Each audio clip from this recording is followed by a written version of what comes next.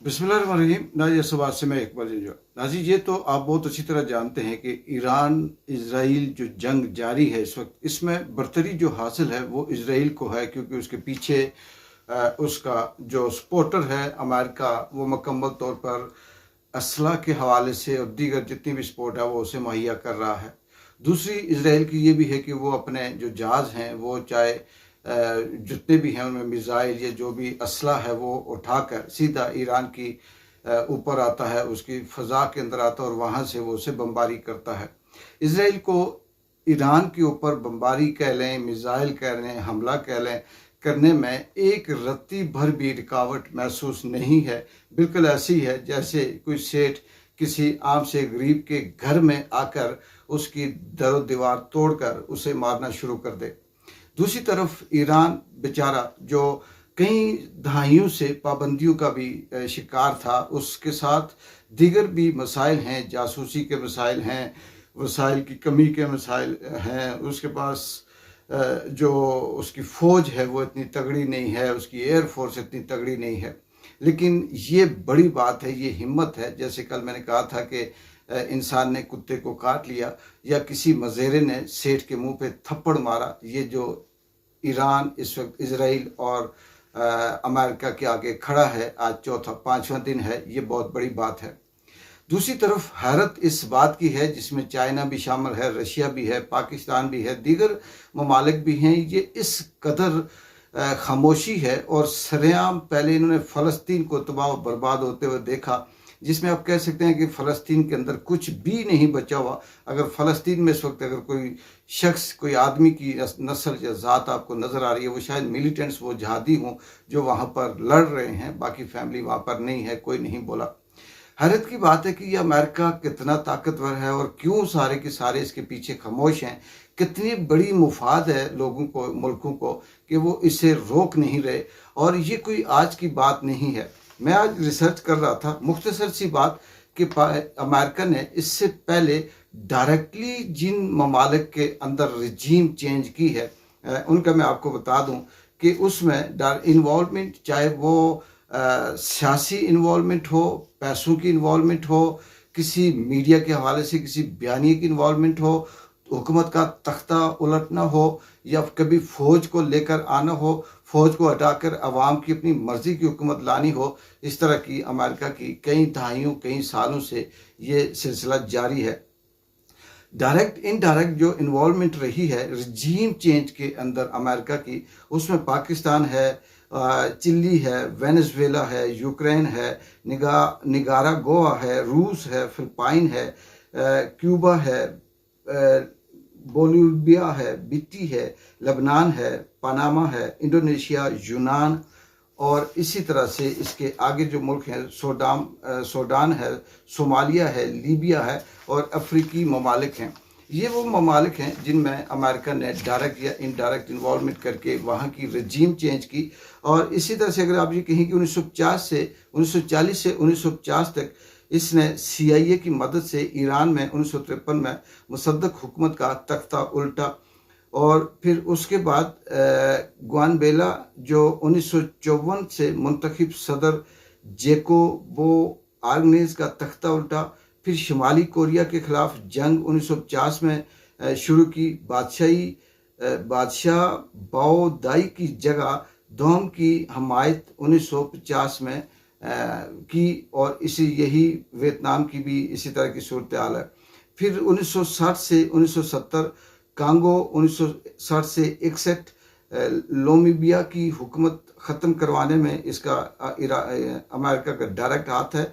Brazil 1964 जुआम गोराल्ट की हुकूमत ख़त्म करवा के फ़ौजी हुकूमत की हमायत की।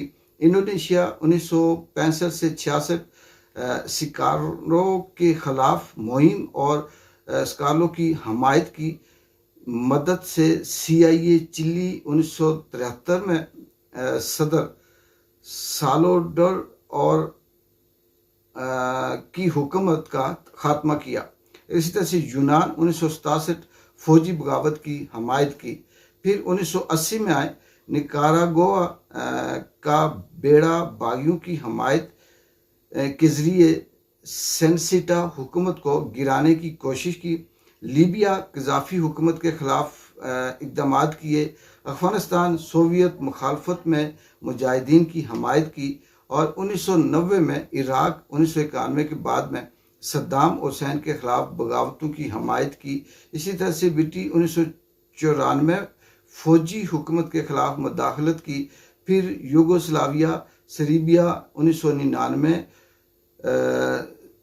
स्लोवान की हुकूमत के ख़िलाफ़ नेटो बमबारी की और आज तक, यानी जैसे आज से 2000 से आज तक अफ़गानिस्तान, 2001 तालिबान की हुकूमत का खात्मा अमेरिका ने मुदाखलत करके किया, इराक़ 2003 सद्दाम हुसैन की हुकूमत का तख्ता उलटकर अमेरिका ने कब्ज़ा किया।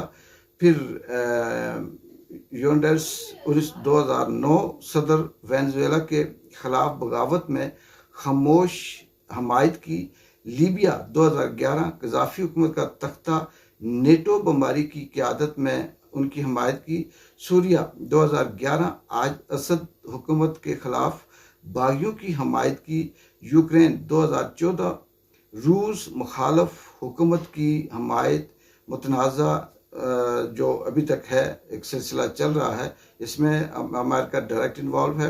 वेनेजुएला 2019 निकोलस माडुरो के ख़िलाफ़ अपोजिशन लीडर गुएडो की हमायत की और दीगर ममालिक में पाकिस्तान है, ईरान के अंदर भी बार बार मुदाखलत कर रहा है, इराक़ की आपके सामने सूरत हाल है।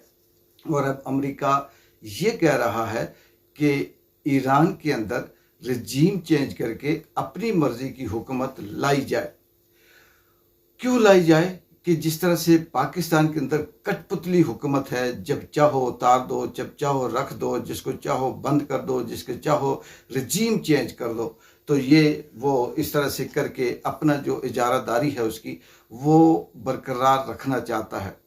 अगर हम एक सेंस में देखें तो ये ऐसा नहीं है कि ईरान के ऊपर ये सब कुछ हो रहा है और आज पाकिस्तान या दूसरे मालिक ये खामोशी से या खुश होकर बैठे हुए हैं और हमारे जो फार्म 47 के मसखरे हैं ये सिर्फ बयान की हद तक सब कुछ कर रहे हैं।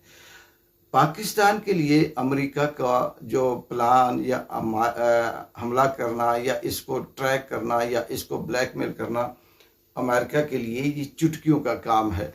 ये किसी भी किस्म में कोई मुश्किल इसमें इसलिए नहीं है कि बलूचिस्तान की शोरश वो भी अमेरिका की नज़र उसके ऊपर है।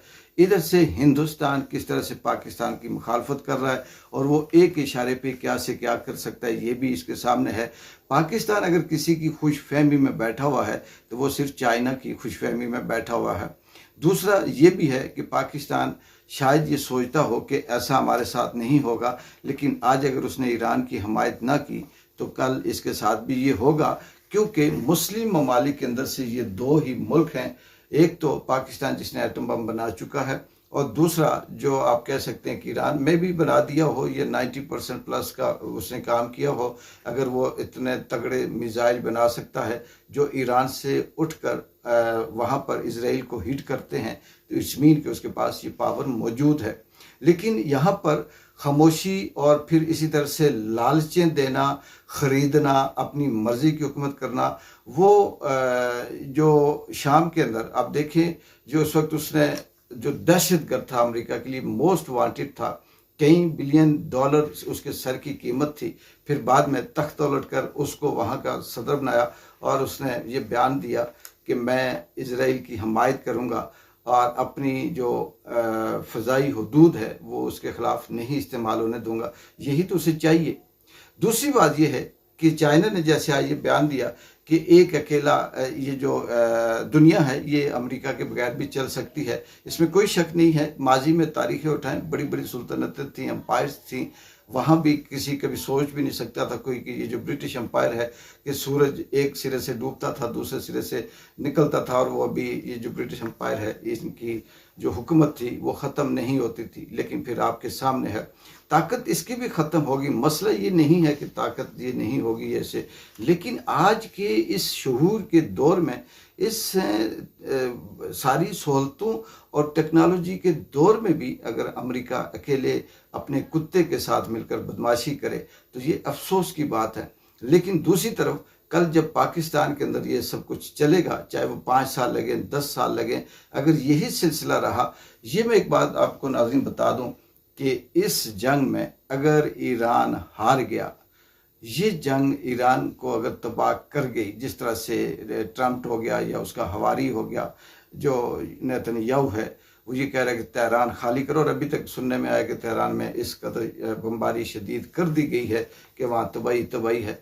तो अगर ये हार गया, ये तबाह हो गया, या किसी भी तरह से कंप्रोमाइज़ हो गया, तो इसमें चाइना, रशिया, पाकिस्तान या दीगर जो अपने आप को समझते हैं कि हम कुछ हैं, इनकी बदमाशी या इनकी भी वहाँ पर कोई नहीं ख़त्म हो जाएगी, जो थोड़ी बहुत ही तड़ थी। लिहाजा मैं ये कहता हूँ कि अमेरिका को रोका जाए, और अफसोस इस बात का है कि जिस तरह से ये अमेरिका और जो इज़राइल है ये धमकियाँ देते हैं, ये बातें करते हैं, लगता ये है कि शायद ये सारे का सारा इन्हीं का कुछ है, इसके अलावा कोई इस दुनिया में जीने का हक नहीं रखता।